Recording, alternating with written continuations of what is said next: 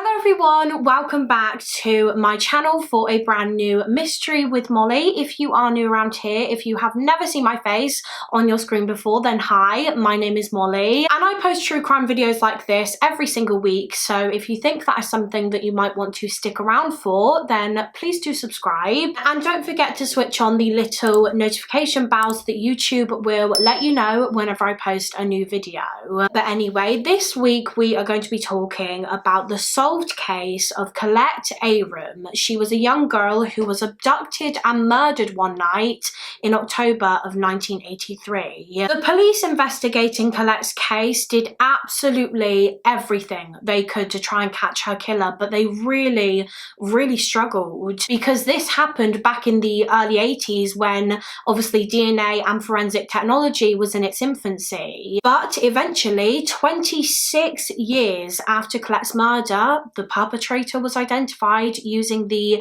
advancements in forensic science and her family finally received some answers. But quickly before we get into the case, I would just like to say a huge thank you to Function of Beauty for kindly sponsoring this section of the video. As you guys know, Function of Beauty have been long-time sponsors of this channel, so I'm very grateful to have their support. I'm very excited to be working with them again. Function of Beauty is a brand that creates incredible care products that are personalized and completely customizable for you. They create body care products and skincare products, but my personal favorite range is their hair care. I've been using their hair care for well over a year now because I love being able to create my own formula for my products that are specifically tailored for my hair and my hair type. And it's so easy. You just head to the Function of Beauty website and complete their super quick quiz in which you tell them about your hair profile and what goals you have for your hair. So for example, I usually pick things like deep condition, hydrate, volumize, strengthen and oil control, and they will then create you a shampoo and a conditioner specifically for your hair based on the answers that you gave in the quiz. In addition to this, you can also pick the scent of your products from the wide range of scents that they offer. So the shampoo and conditioner that I'm currently using is in the scent mango, grapefruit and mandarin, which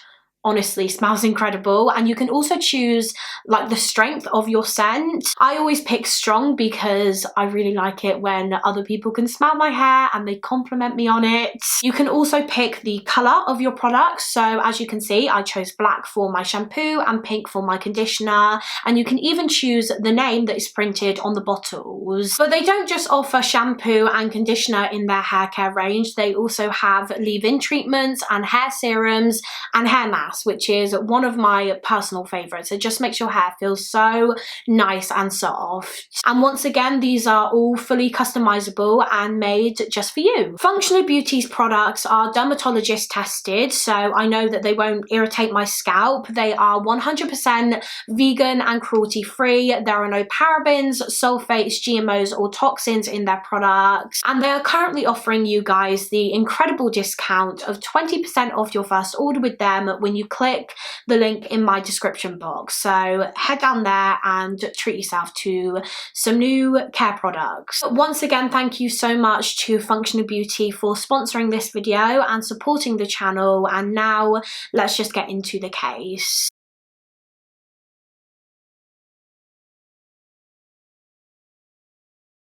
So for today's case, we are going back to the year 1983 in the small town of Keyworth, which is in Nottinghamshire in England. At the time, Keyworth had a population of around 4,000 people, so it was quite a small area, and it was known for being a very friendly place in Nottinghamshire where everyone knew everyone. And also it was a very safe area. The crime rates in Keyworth were very low, so everyone that lived there felt protected. They never felt like they had anything to worry about because it wasn't a dangerous place to live, or at least that was until this case took place. One of Keyworth's residents was teenager Colette Aram. She was 16 years old and she lived in a house on Normanton Lane with her family. Colette was born on the 3rd of February 1967 to her parents Tony and Jackie Aram, and she was one of two siblings. She had an older brother brother named Mark, who was a couple of years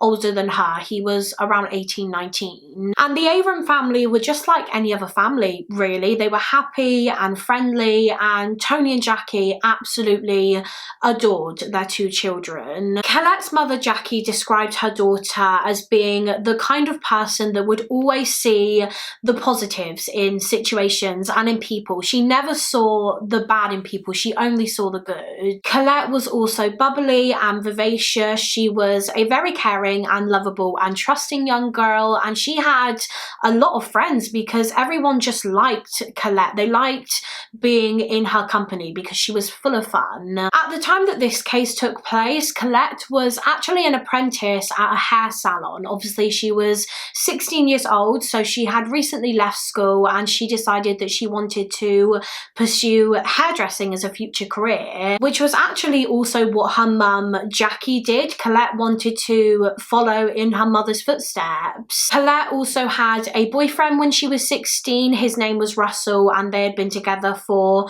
around 8 months, and people say that they were a lovely pairing and they were really happy together. Colette Aram was just your typical 16-year-old girl. She enjoyed spending time with friends and family and her boyfriend. She enjoyed her job and she had so much to look forward to, a really bright future ahead of her. But in late 1983, life for Colette and the Aram family would be changed forever when Colette just suddenly disappeared one October night. It was Sunday the 30th of October 1983, a day that started just as any other day for the Arams. That evening, Colette was at home with the family. She did a bit of baking. She made a Victoria sponge cake, and then they all sat down and had dinner together, and they had some of Colette's cake for dessert. And then straight after dinner, Colette got herself ready. She did her hair and her makeup, and she told her parents that she was going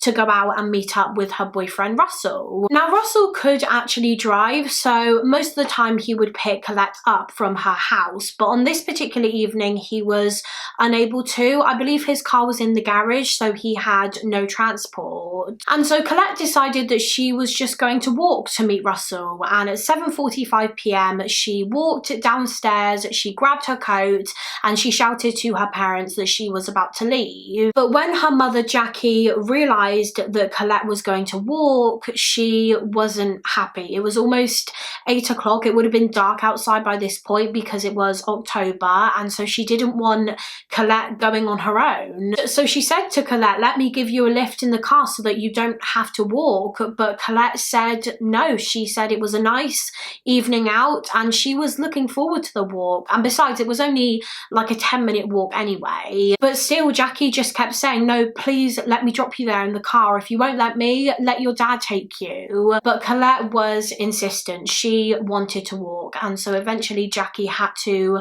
back down and she said, "Okay, fine, but please make sure that you are home before 9:30 p.m. And Colette assured her mum that she would be. And so at 10 to 8 that evening, she watched her daughter walk out the front door and head in the direction of her boyfriend's home. And Jackie, of course, didn't know it at the time, but that was actually the last time she ever saw her youngest child again. Now, as I said before, the walk from Colette's house in Normanton Lane to her boyfriend's home in an area called Willowbrook would usually take around 10 minutes. And to get there, she would have to walk along a road called Nicker Hill, which was quite a steep road, but it was well lit on one side of the road, and Colette knew to stick to that side, especially when she was out at night. And it was a pathway that Colette knew well and had walked along many times. About 5 minutes after Colette left her home, her boyfriend Russell phoned her parents' house and asked if Colette was at home. And her mother Jackie said, "No, she left about 5 minutes ago and she's walking up Nicker Hill towards your house." And so Russell said, "Oh, okay, I'll get on my bike now and I'll meet her halfway." However, about 10-15 minutes later, Russell rang Jackie again and he said, "Jackie, I thought you said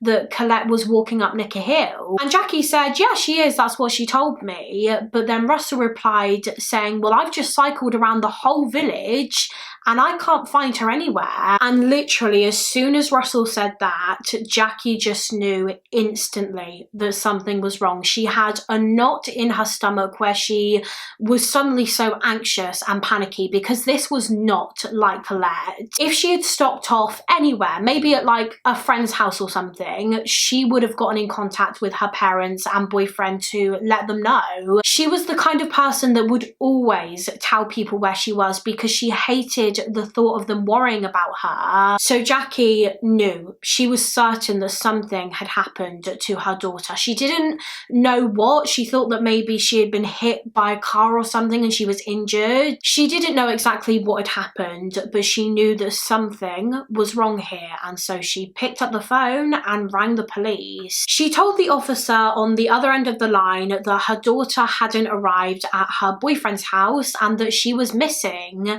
However, the officer didn't really take this very seriously at all. He actually said to Jackie, "How can you say that a 16-year-old is missing at 8 o'clock on a Sunday night, on a weekend?" And Jackie just replied saying, "Because it's my daughter and I know her. She would have gotten in contact by now." The officer then asked Jackie what time Colette usually got home at night, and Jackie told them that her curfew was 9:30 p.m. And so the officer said, "Well, if she doesn't return by 10:30 p.m, then give us another call." And with that, he just hung up the phone. But Colette's family couldn't just leave it there. They couldn't just sit and wait hoping that Colette would eventually return. They needed to do something, find her. And so Jackie started ringing around pretty much everyone that Colette knew, all of her family and friends, just asking if anyone had seen or heard from her. She also got in contact with the local hospitals asking if a 16-year-old girl had been brought in,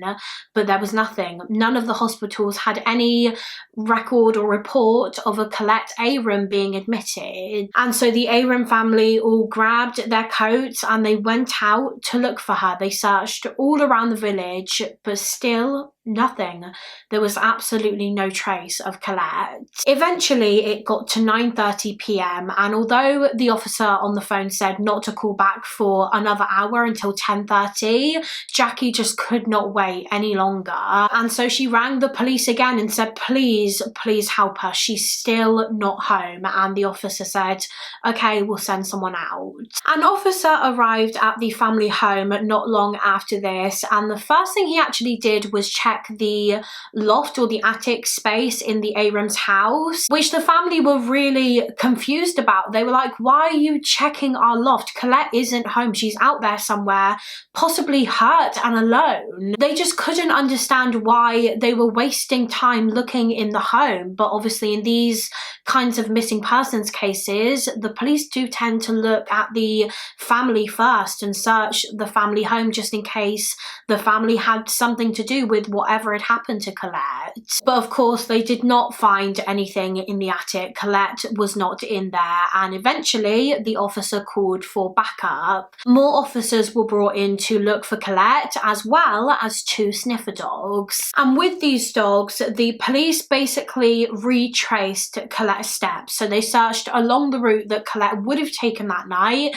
to get to her boyfriend's house along Nicker Hill. But they didn't find anything. No Colette, and no sign of any of her belongings or clothes that she was wearing that night. There was no sign of like an accident or a struggle. Absolutely nothing to indicate what might have happened to her. And eventually the police actually had to call off the search for the 16-year-old because it was dark and very late, and so they decided that the search would continue in the morning. But of course Colette's family just could not rest. They could not sleep knowing that Colette was out there somewhere, and so they never went to bed. They just stayed awake all night praying that Colette would soon come home, but she never did. The next morning, as soon as the sun rose, Colette's brother Mark went out with his grandfather to continue the search for her. Just like the night before, they were driving around the whole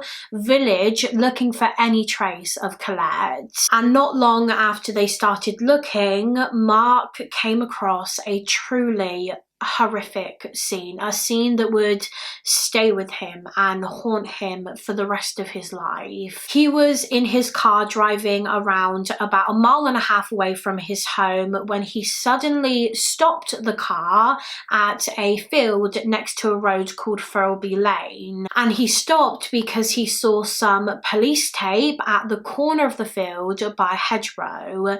It was being used to section off a crime scene, and so he immediately jumped out of his car and he ran to this corner in the field. And when he got there, a police officer tried to stop Mark from going any further. He physically tried to hold him back, but he couldn't. Mark was able to see what the officer was trying to shield him from: the sight of his little sister's dead body. Colette Aram's body had been found that same morning by a local man who was on his way to work. The man was driving past the field next to Suburbia Lane and he saw something lying in the hedgerow, and so he turned his car around and he walked towards it to get a better look.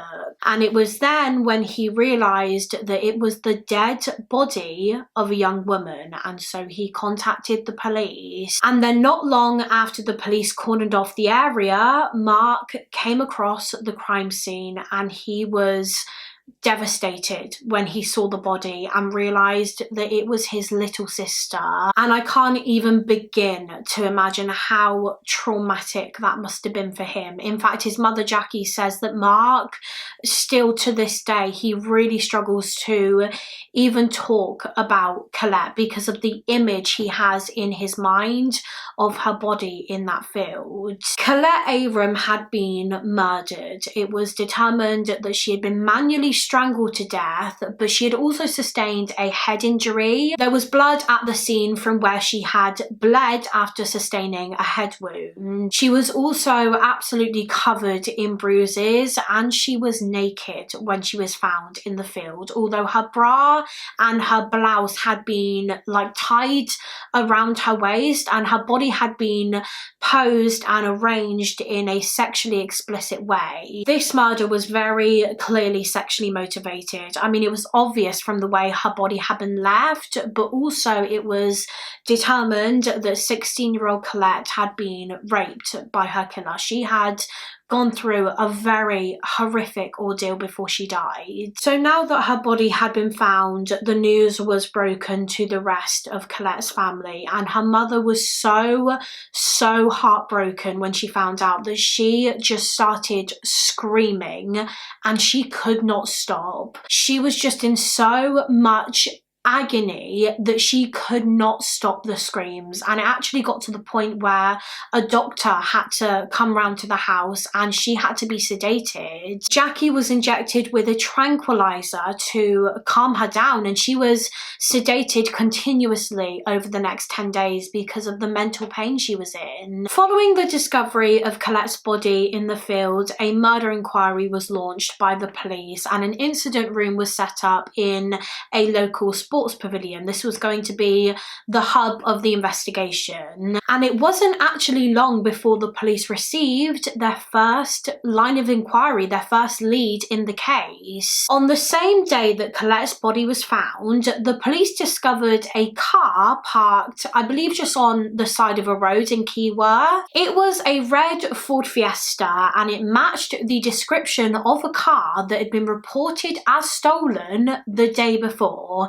In fact, it was stolen just 4 hours before Colette Aram disappeared on that Sunday evening. The car had been stolen from an area called Holme Pierpoint, which is roughly about 5 miles away from Keyworth, and it belonged to a woman who had parked it near her stables, I believe. You see, she owned a couple of horses that she obviously kept in stables, and that day she just quickly jumped out of her car and she went to check on the horses, and she left the car door open and the keys inside the vehicle because I imagine she only expected to be a couple of minutes, if that. However, as soon as she started to walk away, a man literally jumped into the driver's seat and he sped away. He stole her car. And so she reported the incident to the police. And then, as we discussed, just the next day, a red Ford Fiesta car was found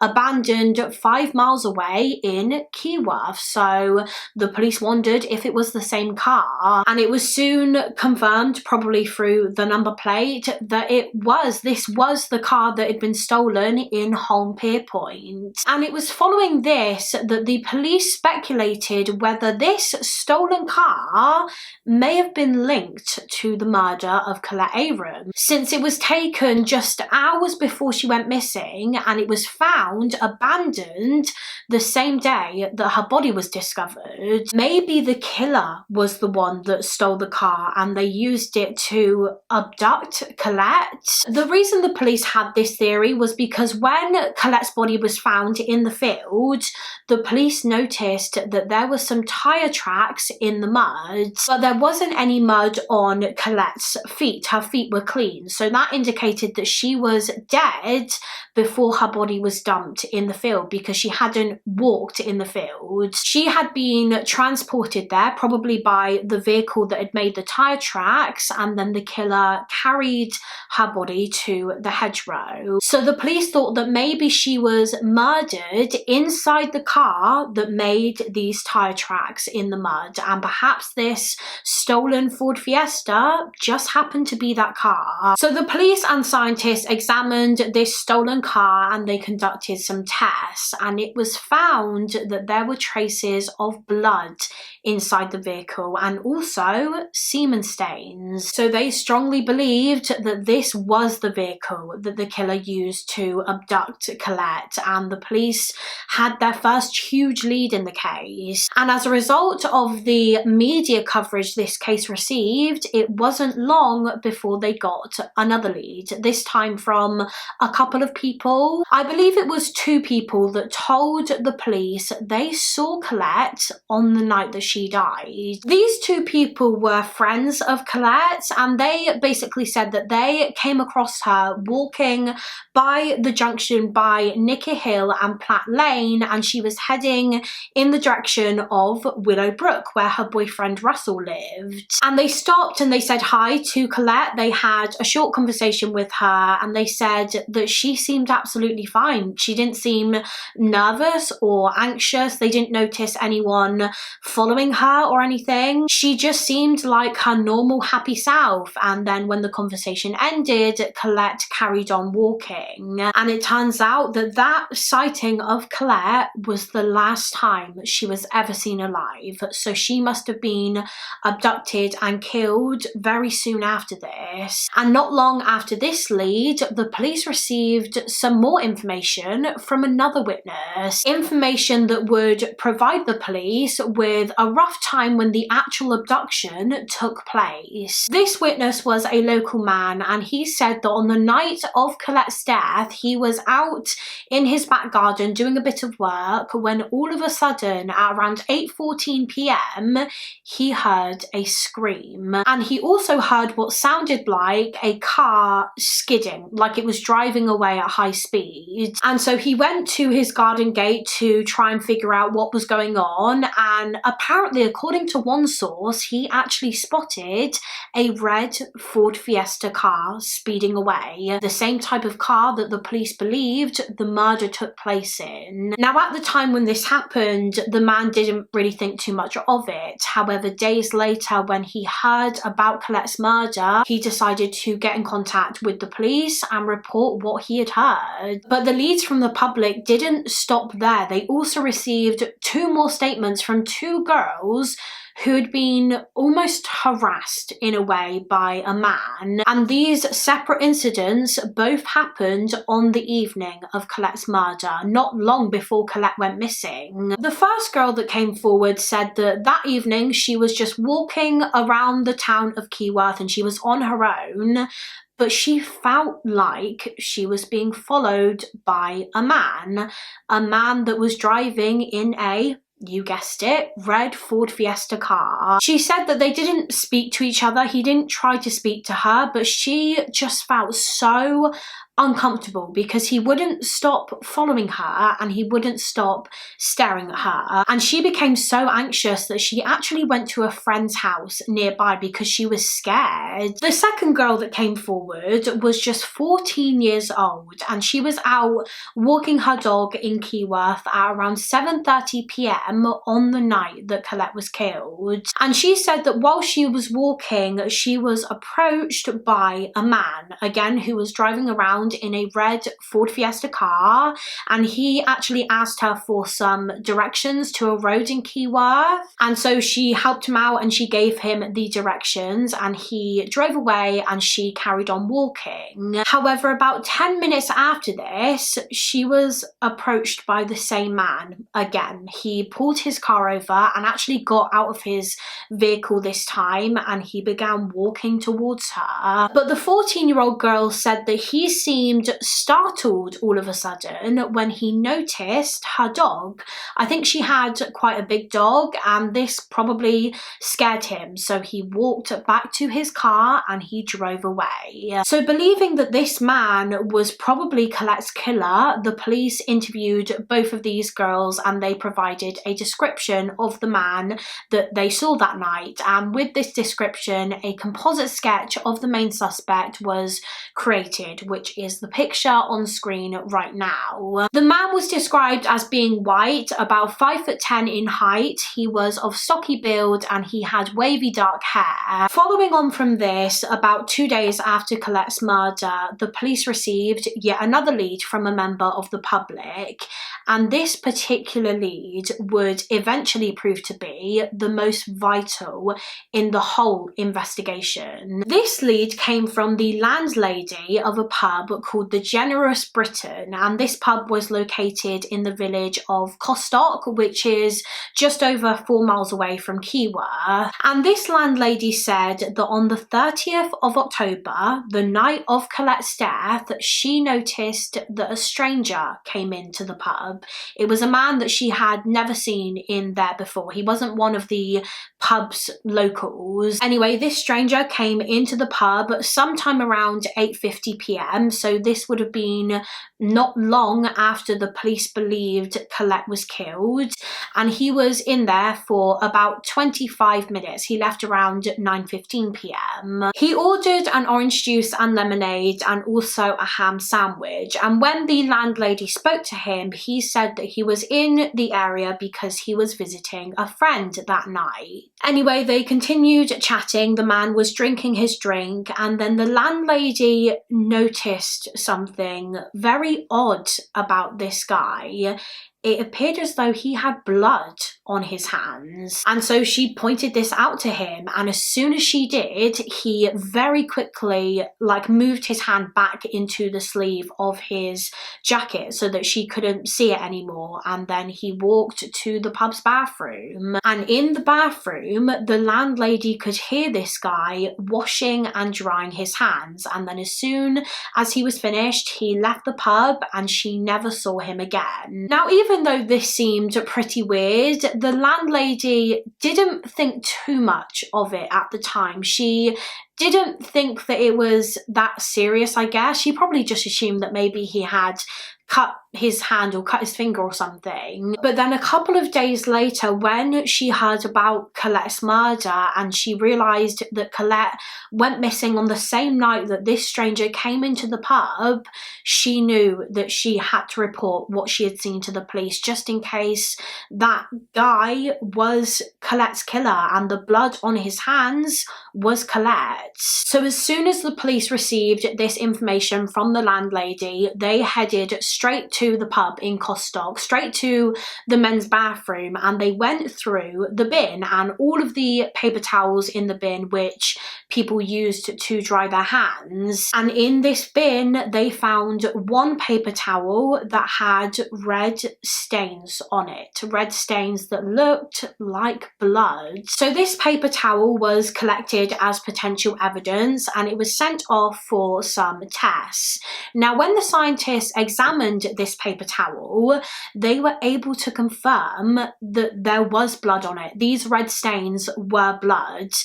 but that was all they could really tell. Of course, this happened in 1983 when DNA and forensic technology was very, very new and not very good, definitely not as advanced and useful as it is today in 2021. Back in the early 80s, they couldn't even determine what blood group this was, let alone whose blood it actually was. So whilst this lead was good, the bloody paper towel itself didn't offer up much more information and clues in the case, at least at the time in 1983. Years later, as I said, it would prove to be very, very vital in the investigation, but that's for later on in the video. So the paper towel was stored as evidence and the murder inquiry continued, and just 17 days after Colette was killed, the police received one of their biggest leads yet. They received what seemed to be contact from the killer himself. It was the 17th of November 1983 when a letter arrived at the police station. It was a handwritten letter, although it had been written with a straight edge. I'll try and put a picture of it on the screen, but the writer of the letter had used probably a ruler to write in like block capitals, and an exclamation mark was used instead of the letter S. So it was very obvious that whoever had written this was purposefully trying to disguise their handwriting. The letter read, quote, "As it is, you will never find me. I was in a hut for hours waiting for a girl to return from horse riding. No one saw me. When the car came with keys, I could not help take it. Masks are common around Halloween. No one knows what I look like. This is why you have not got me. I go soon and then you will never get me. I know I strangled her when a car passed. She would have got me caught, but she was not dead when I left her. Maybe the cold killed her. Cars passed when we were there. I thought she would be alright. I drove around and ended up at Keyworth. I don't know it, so I drove around to find out about the place. I left the car there to fool you and walked back across the field. To show it was me, did she wear a blouse?" So that was the whole letter. It's very creepy and weird. Some parts don't quite make sense to me, like the part where it says that Colette was not dead when he left her in the field. Maybe the cold killed her. That's not true. Her cause of death was manual strangulation, and for reasons we discussed earlier, like Colette's feet being clean, the police strongly believed that she was already dead when she was dumped in the field. The killer must have carried her lifeless body to the spot where she was found. So I'm not sure why they wrote this in the letter, that she wasn't dead when she was left in the field, because she was. Maybe they were trying to take the blame away from themselves, you know. But the police were pretty certain that the killer was the one who wrote this note. They didn't think it was a fake because some of the things that were written in it were things that only the killer could have known. For example, at the end of the letter, he talks about Colette's blouse, and the only thing that was said in the media about Colette and how she was found was that she was naked in the field, which she was, but as we know, as we talked about earlier, her killer had also tied her bra and blouse around her waist, but this information was not released to the public. So the only people that could have known about this bra and blouse were the police, Colette's family, and the murderer. And the murderer talks about it in the letter. He says at the end, quote, "To show it was me, did she wear a blouse?" This sick individual was literally taunting the police and Colette's friends and family. He's bragging about her murder and is basically laughing at them because he thinks they will never catch him. However, very ironically, when the letter was sent off for tests, scientists discovered a fingerprint just above the line in the letter that read, quote, "You will never get me." The killer had accidentally left his fingerprint on the letter, which was another piece of evidence for the police. Unfortunately, when the fingerprint was checked against the databases they had back then, no match was found. found, but it was still a huge development in the case, and they could use this fingerprint in the future to test against any potential suspects. The police were doing everything they possibly could to catch Colette's killer. They were taking statements, conducting interviews, looking into every single tip and lead they received, and as we've discussed, they did receive a number of crucial leads in the case. They actually had quite a lot of evidence, but because of the infancy in DNA and forensic technology back then in the early 80s, the evidence they had obtained couldn't identify the killer, and over time the investigation really started to slow down. Weeks turned into months, and months turned into years, and eventually the police were forced to stop spending so much time on Colette's case and start working on other crimes. They never closed the case. They would still look into it, but naturally as time passed they received fewer and fewer tips and leads to investigate. In 1997, so about 13-14 years after Colette's murder, her case was reviewed, as the police were hopeful that after all these years they might be able to obtain a DNA profile of Colette's killer through the evidence they had collected years earlier in the case. So for example, Colette's clothing, her post-mortem swabs, and the blood and semen samples taken from the red Ford Fiesta car. Obviously by this point, the late 90s, DNA and forensics had advanced quite a bit since the early 80s when Colette was killed. A scientist named Dr. Tim Clayton was given the task of trying to obtain the killer's DNA profile, and at first he tried to achieve this by testing samples that were taken from Colette's body, like hairs that were recovered during her post-mortem. However, sadly, it didn't work. He was unable to pick up a trace of the killer's DNA, and so he tried again with some microscope slides that contained the killer's semen, which was also found on Colette's body. And he had a little bit more luck this time. He was able to recover a partial DNA profile of the killer from the semen samples, but not a full one. Basically, a full DNA profile consists of 20 alleles. Now, an allele is a variant form of a gene, and you get 10 alleles from each parent. So, like I just said, when scientists obtain a full DNA profile, there are 20 alleles. However, after running his test of the semen samples, Dr. Tim Clayton was only able to find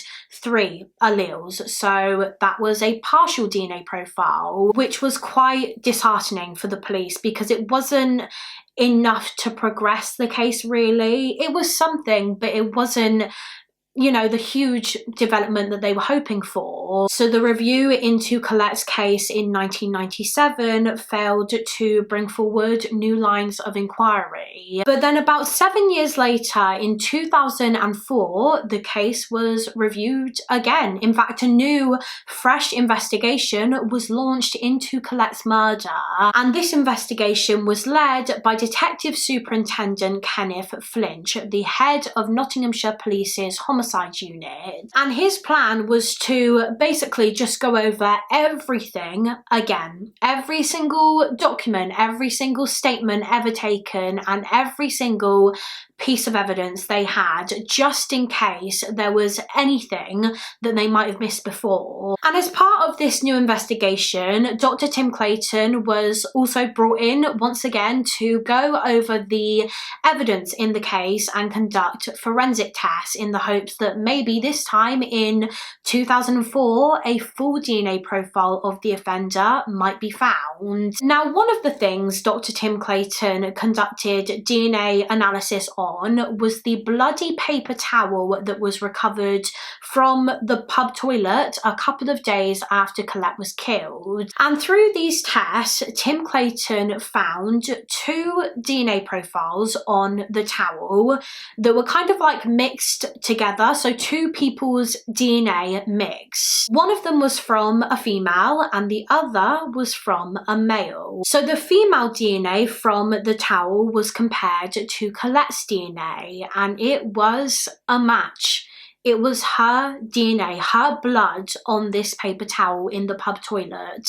So that was confirmation that the man that went into the pub that night with blood on his hands must have been her killer. And so the second lot of DNA on this towel, the male's DNA, must have been the killer's. And after conducting some more tests on it and testing it against the partial DNA profile obtained in 1997 through the microscope slides containing semen that were taken from Colette's body in her post-mortem, when these two are compared, it was found to be a match. The second lot of DNA from the bloody paper towel matched the semen found on Colette's body. And finally, after pairing these two DNA profiles together, the scientists had successfully managed to obtain a full DNA profile of Colette Aram's killer. Before, they'd only obtained a very small partial DNA profile of the offender, and now they had his full DNA profile. Finally, about 24 years after the murder, they secured the full DNA profile in 2007, I believe. And this was a huge development. It meant that after all these years,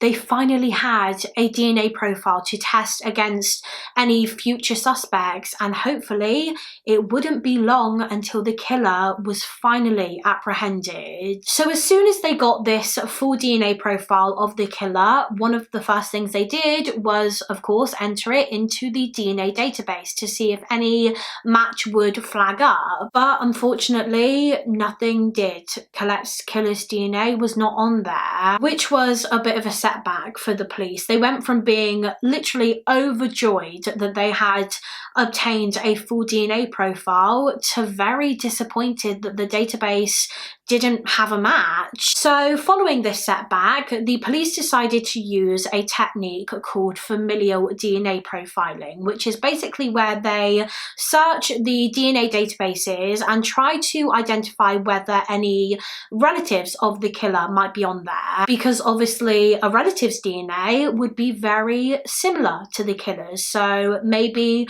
the killer's brother might be on the database, or their child, or an uncle, anyone. And from there, if a similar match is found, they could narrow down their search and hopefully find the killer that way. They had a list of about 300 people in particular that they were going to look into to see if there was any familial link, but ultimately, as it turns out, there wasn't, and all of these 300 people were eliminated, and they didn't find any other familial link on the databases. By this point, it was around the 25-year anniversary of Colette's death, and I think people were really starting to lose hope. I mean, after 25 years, people's hopes of the case ever being solved would probably be very small anyway. But after all of this DNA and forensic work, their hopes decreased even more, because the police literally had the killer's DNA profile, full DNA profile, and yet they still couldn't identify him. They still had no idea who this guy was. And it was getting to the point where the police and scientists were just like, there's not much more we can really do. They would probably just have to wait it out and pray that one day the killer's DNA or a relative of the killer's DNA would be entered onto the database. So the case went a bit quiet for a little while until late 2008, when scientist Tim Clayton suggested that maybe they should just do a rerun of the offender's DNA profile on the DNA database, because by this point it had been around 18 months since they did the familial DNA search. So Dr. Tim Clayton was just like, why don't we try it again? Because maybe in that 18-month interval, the murderer or someone related to the murderer might have been added to the DNA database. And Detective Superintendent Kevin Flint, the detective leading the inquiry, agreed. He said, yeah, let's try it again. So the scientists got to work and they ran the search again, and this time they actually found something. When they ran the killer's DNA profile through the database, a DNA profile of a man flagged flagged up because it was very, very similar to the killer's DNA. This man's Y chromosome showed a strong link to the killer's Y chromosome, but not only that, it was also found that this man was from Nottinghamshire. In fact, he lived very close to Keyworth, the town where Colette was murdered. This man's DNA had been entered into the DNA database in, I think, June of 2008 after he was arrested on a motoring charge. And as everyone is now when they are arrested, his DNA swabs and samples were taken and they were entered into the database. His name was John Paul Hutchinson, and when the scientists investigating Colette's case ran the killer's DNA through the database for a second time in late 2008, his DNA was the one that flagged up as having a very strong link to the killers. And so after all these years, so many years, they finally had a breakthrough. They believed they had finally found their killer, and his name was John Paul Hutchinson. Or at least that was until they looked at this man's age. It turns out that John Paul Hutchinson was only 20 years old, so he couldn't have been Colette's killer because he wasn't even born when she was killed in 1983. He was born about 5 years after her death, and it turns out that his DNA was not a complete match anyway. His DNA was very, very similar to the murderer's, but it didn't match exactly, which suggested to the police that there was a familial link between John Paul's DNA and the perpetrators. Colette's murderer must have been a relative of John Paul Hutchinson. So the police began looking into John Paul's family tree, looking at all the men in the family tree, his father, his uncles, grandfathers, and through this, the police identified 4 brothers in the Hutchinson family. One of these brothers was John Paul's father, meaning that the other 3 were obviously his uncles. They were all local to the area. They were all from Nottinghamshire. In fact, they actually grew up in Holme Pierpoint, which, if you remember, was the place where the red Ford Fiesta car was stolen from on the day that Colette went missing. And the Hutchinson family also had connections to Keyworth. It turns out that one of the brothers actually lived in Keyworth back in October of 1983 when Colette was killed, and that was John Paul's father. He lived in Keyworth with his wife, and his name was Paul Hutchinson. So because of the familial link, the police now strongly believed that one of these 4 brothers had to have been Colette's killer. They just had to figure out which one, because it could have been any one of them, really. They were all from Nottinghamshire and they all lived either in Keyworth or near Keyworth at the time. However, they faced a bit of a problem when the detectives found out that one of these 4 brothers, one of John Paul's uncles, was now dead. He had literally died just a few months earlier, I believe, and he had been cremated. So this was a worry for the police because they needed his DNA. They needed the DNA of all 4 brothers in order to identify which one was the murderer, but it seemed like they weren't going to be able to get the dead brother's DNA now because he had been cremated. If he had been buried, then they could have just exhumed his body and got his DNA that way, but he hadn't. He had been cremated. So that was a bit of a blow to the investigation, but regardless of that, the police went ahead and they arrested the 3 remaining brothers in April of 2009, and they were all arrested on suspicion of murder. And interestingly, the brothers reacted very differently to the arrest. 2 of the brothers were very calm and they were willing to cooperate with the police and help in any way that they could. Whereas the other one was the complete opposite. He was not willing to cooperate and he seemed very, very nervous when he was arrested. And the one that was uncooperative was Paul Hutchinson, the father of John Paul, the one that actually lived in Keyworth at the time of Colette's murder.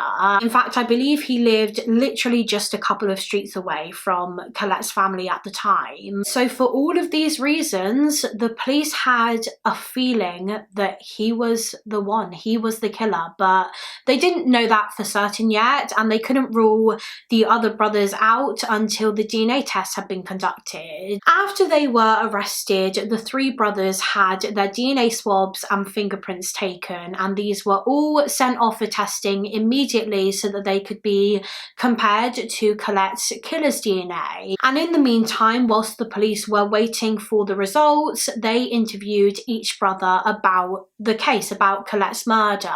And once again, two of the brothers were very cooperative. They were happy to answer any questions, whereas the other, Paul Hutchinson, was not, and he refused to say anything. He just replied with no comment to every single question he was asked. Now, after all of the men were arrested and in custody, the detectives got in contact with Colette's mother, Jackie, and they let her know of this huge development in the case, that there were three brothers, well, four brothers, obviously one of them was dead, but there were three brothers in custody, and they were certain that one of them is the man that murdered her daughter. They were just waiting on the results of the forensic test to confirm which one. And I can't even begin to comprehend how Jackie and the rest of the Aram family must have felt when they heard that news. It had been about 26 years since Colette was brutally killed. 26 years they had to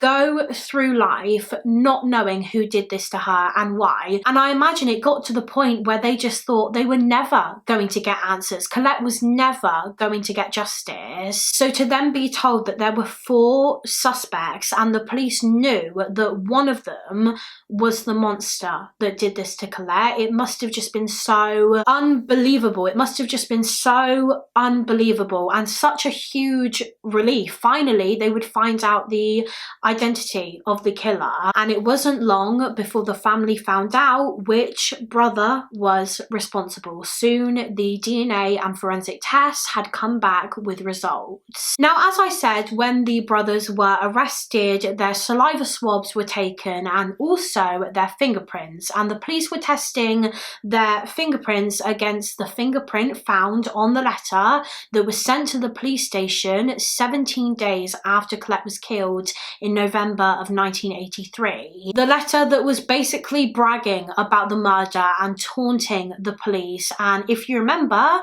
they found a fingerprint on the letter just above the line, "You will never get me." Well, when this fingerprint was tested against the three brothers in custody, one of them was a match. One of their fingerprints was on this letter, and it was Paul Hutchinson's. But not only that, Paul Hutchinson's DNA was also an exact match to the DNA they found on the bloody paper towel in the pub toilet. So that was confirmation. Paul Hutchinson, the brother that wasn't willing to cooperate, he was the killer. He was the man that the police had been looking for more than a quarter of a century. Following this, the other two brothers were ruled out of the inquiry, and on the 9th of April 2009, 50-year-old Paul Hutchinson was charged with the murder of 16-year-old Colette Aram. However, Hutchinson denied everything, and when it came to his plea hearing, he pleaded not guilty to the charge. He actually tried to pin the blame on one of his brothers, the brother that was already dead and had been cremated.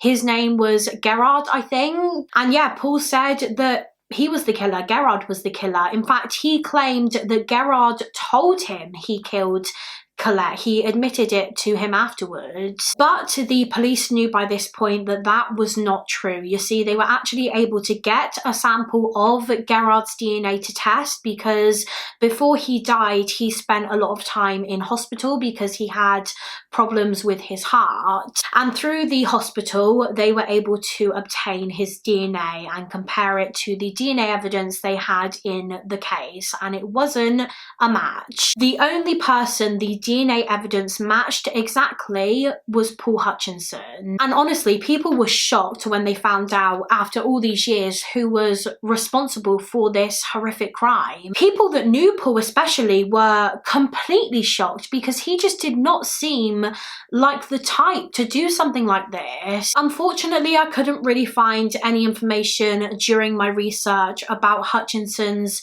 childhood and his background, so I don't know what that was like. I don't know if he had a good upbringing or a bad one. But as he grew older, when he was an adult, people honestly just thought of him as a nice man. As I've previously mentioned, he lived in Keyworth at the time of Colette's murder. He was around 25 years old at the time of the murder, by the way, and he lived there with his wife and they had children together. He had 4 children in total, one of which was obviously John Paul, who would ultimately kind of be his downfall. Although he did actually marry twice, so he had 4 children to 2 different women. I think he had 3 children with one of his wives and then just 1 child with the other.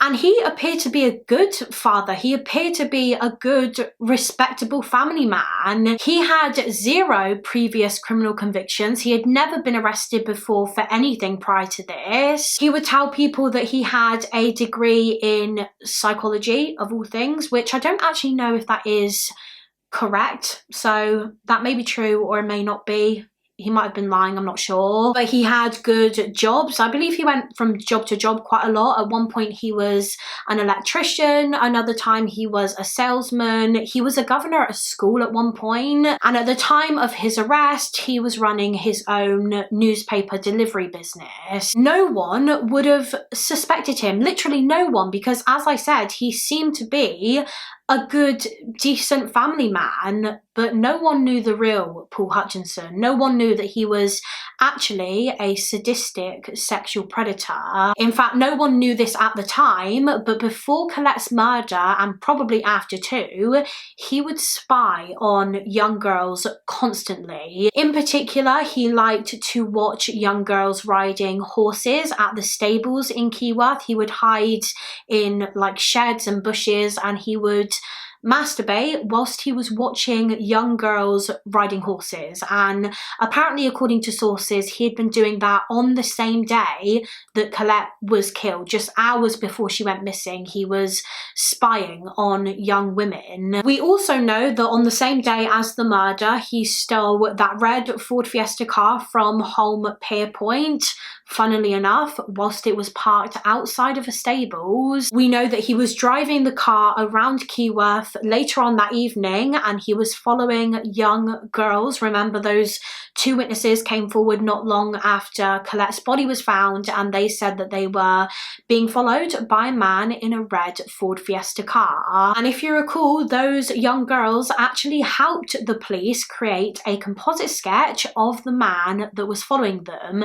And if you compare this sketch with how Paul Hutchinson actually looked back then when he was 25 years old at the time of the murder, I think they look really similar. I think the girls got it pretty spot on. But yeah, he was following those 2 young girls not long before Colette was killed, and that just shows you how premeditated Colette's murder was. He was literally driving around the area that night looking for a victim that he could abduct and kill, and Colette sadly happened to be that victim. We don't know exactly what happened that night. We don't know how he managed to abduct Colette. We don't know if he managed to persuade her to get into his car, if she got in willingly, or if he forced her into the car. Although the majority of people, including Colette's family and friends, believe that she was forced into the vehicle because Colette was such a sensible young girl. She would never, ever have gotten into a stranger's car willingly. But what we do know for certain is that Colette was raped and killed in that car. She was hit in the head with some kind of object. I'm not sure what he used to hit her in the head. One source said that it was with a glass bottle, and this obviously caused her to bleed from her head. And then after this, she was manually strangled to death. He strangled her with his bare hands. And after she was dead, Paul Hutchinson just drove to a nearby field and he dumped her body there.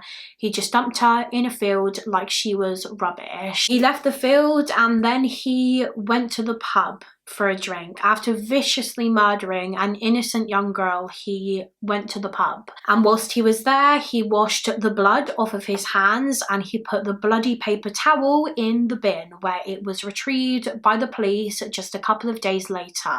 Now, according to one source, the day after Colette's body was found, Paul Hutchinson actually fled the town of Keyworth. He told his wife that he had a job that meant he needed to go away for a little while. He had work elsewhere, and so he left for 5 weeks before eventually returning to the area.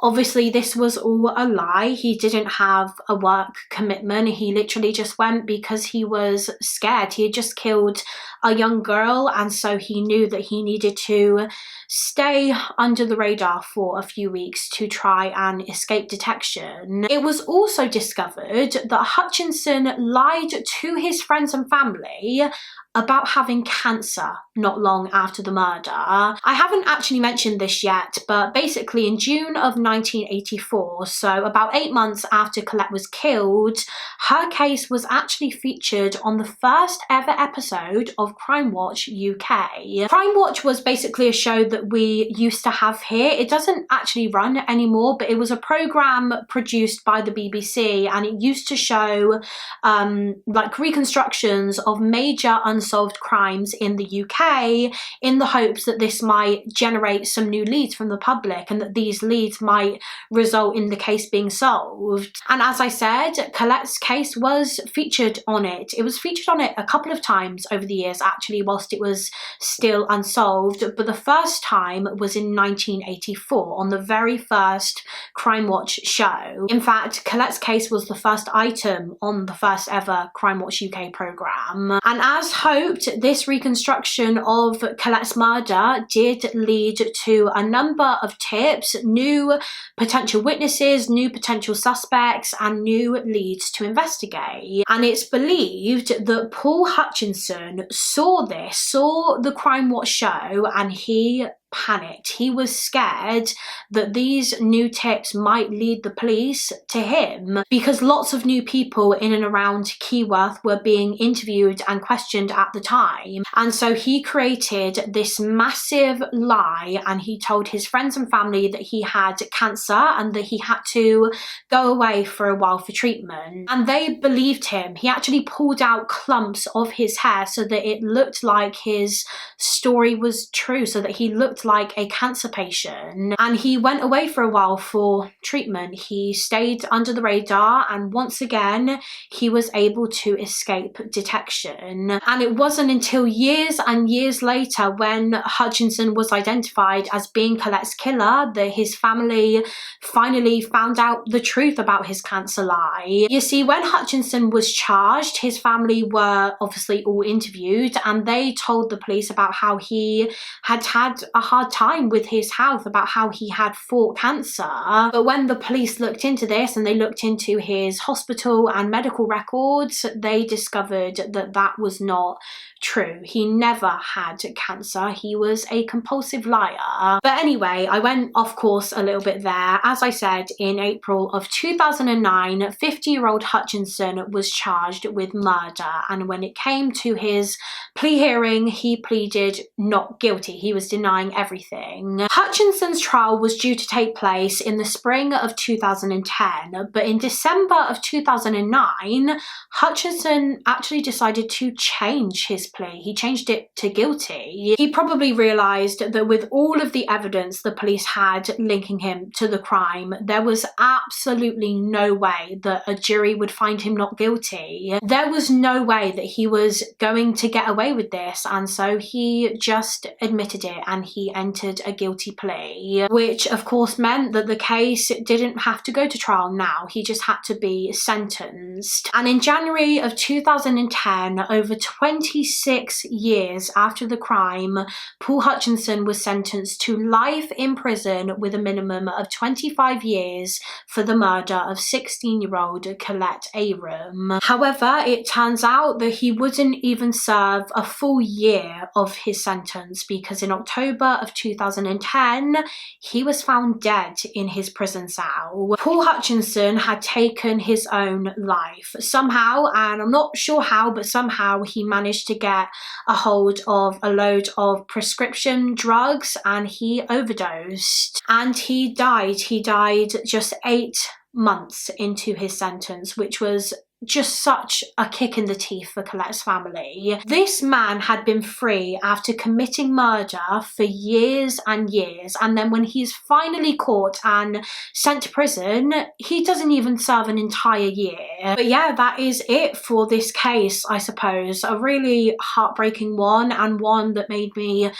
so angry. It makes me so mad when killers are able to escape justice after so many years. It's so unbelievably unfair. But anyway, before I go, I do just want to give a little mention to a book that I read during my research of this case. It's actually a book that was written by Colette's mother, Jackie, and it was, of course, a very sad read, but it was also incredibly informative and well written. So I highly recommend reading it if you want to learn more about the case from Jackie's perspective. I will leave a link to the book in the description box if you want to give it a read yourself. As always, please do let me know your thoughts and opinions on this case in the comments. Also let me know of other cases that you would like to see me cover on this channel. I'd also just quickly like to thank Function of Beauty once again for sponsoring this video. Remember, you can get 20% off your order with them when you click my link in the description box. Thank you all so much for watching. Please do give this video a thumbs up and subscribe if you haven't already, and I will see you again